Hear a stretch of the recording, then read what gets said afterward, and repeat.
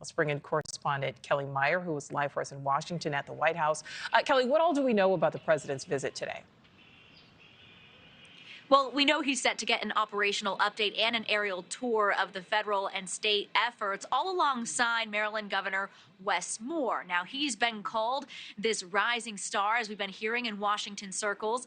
He's young, he's 45 years old, he's charismatic, and he has been, front and center in this response here in Baltimore after that bridge collapse. So there is more to his resume, though, here. That's not just the first big thing on his resume as governor. He's a Maryland native. He served in the U.S. Army. He deployed to Afghanistan as a captain with the 82nd Airborne Division.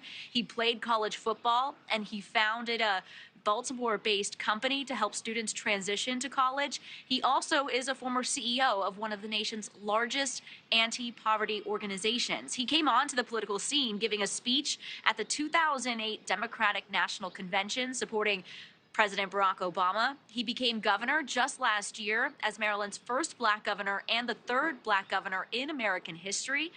The big test of his office, though, came just last week when Baltimore's Francis Scott Key Bridge collapsed, telling our Chris Cuomo that he has been in touch with the White House ever since. President Biden, as we said, visiting Baltimore today to get an update on the cleanup efforts and when they can get that port open again. That port closure unlikely to have a national economic impact, but it will impact Baltimore and the surrounding area.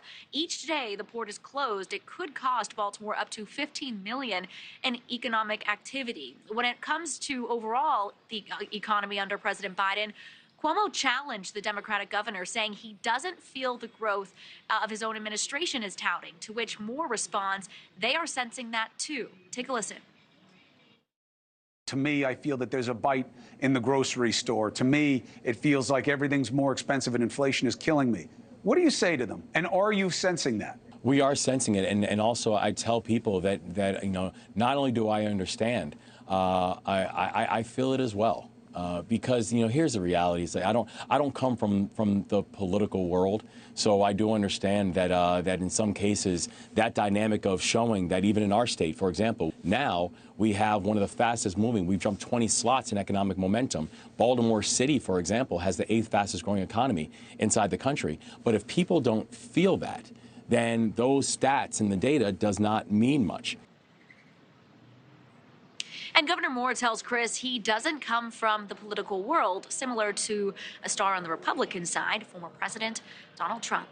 Thank you for watching. Go to newsnationnow.com to find NewsNation on your television provider. And don't forget to click the red subscribe button below to get more of NewsNation's fact-driven, unbiased coverage.